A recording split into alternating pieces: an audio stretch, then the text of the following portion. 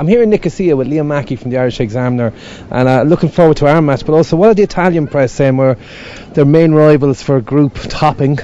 The Italian press are kind of somewhat dubious about where this Italian story is going to go. The general sense you get from reading what they're saying this morning, and bearing in mind that the team, as Italy always does, has only just flown out today. As we speak, they're on their way to Tbilisi, and it's a thing the Italians always do. They go out just on the eve of the match. That's their routine.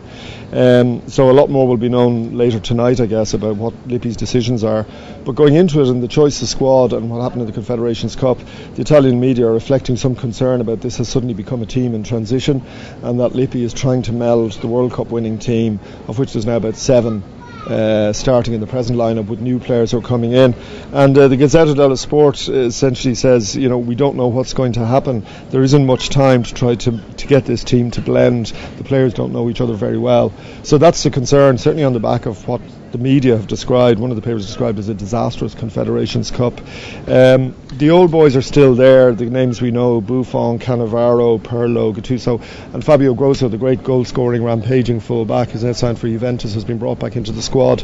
But a lot of the attention is going on the new guys: Marco Marchioni of Fiorentina, Simon Pepe, who we kind of know a bit from Udinese, and Domenico Crescito from Genoa.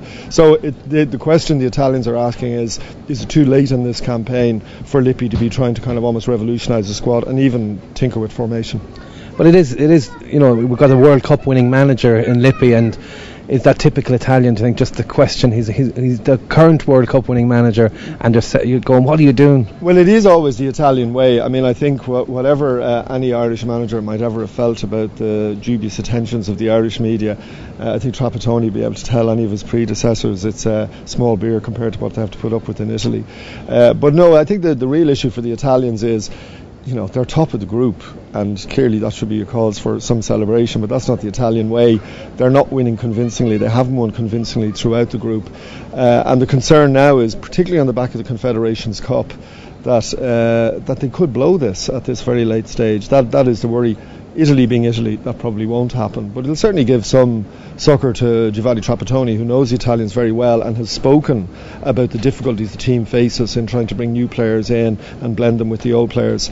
And we mentioned earlier they're on their way to Tbilisi, and that's an interesting game. There seems to be mixed views. The Italian media certainly expect Italy to win, and that's fair enough. They would see Georgia as one of the weaker teams in the group, but there's different views coming from the Irish camp, because Marco Tardelli figures Italy are strong enough regardless of what Lippi is trying to do at the moment to win in Georgia. But Liam Brady, who, as we know, knows Italian football inside out as well, suggested to us before we left Dublin that this could be a real banana skin. And bear in mind that Georgia actually haven't lost in Tbilisi. When Ireland beat them, it was in their home away from home game in Mainz. So they're unbeaten there. They've drawn, I think, nearly all their games, in fact all of them in Tbilisi. But it could be a tricky one for the Italians, and that's reflected in the Italian media, who are certainly not complacent about what's in store for the national team.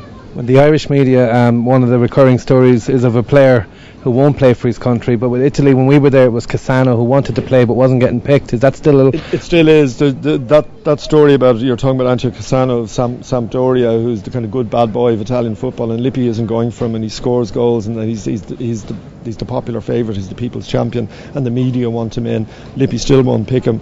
That's still running and will continue to rumble. You sort of suspect it's one of those stories, a bit like the Stephen Ireland will probably come back up again if Ireland do get to the World Cup finals. The Cassano one will run and run as long as Lippi doesn't pick him, regardless of whether Italy qualify, win the group or whatever. And again, that's reflected. The other story is in Corriere dello Sport, and it relates to one of the more senior and really well-established players in Italian football, and that's the World Cup winning captain Fabio Cannavaro, who now is quoted as saying in the Corriere dello Sport that he feels a pressure on him to raise the spirit of the team, and the quote is to restore the spirit of the World Cup side. So I think he sees, as a veteran and as the captain and as the man who lifted the trophy in Berlin 3 years ago, he clearly is concerned as well about this difficulty of blending the old and the new, and sees it very much as his responsibility, certainly on the pitch, as much as it's Lippi's off it, to try and give some belief to this team about the direction in which they're going. Thanks very much, Liam. Saves us reading the papers ourselves.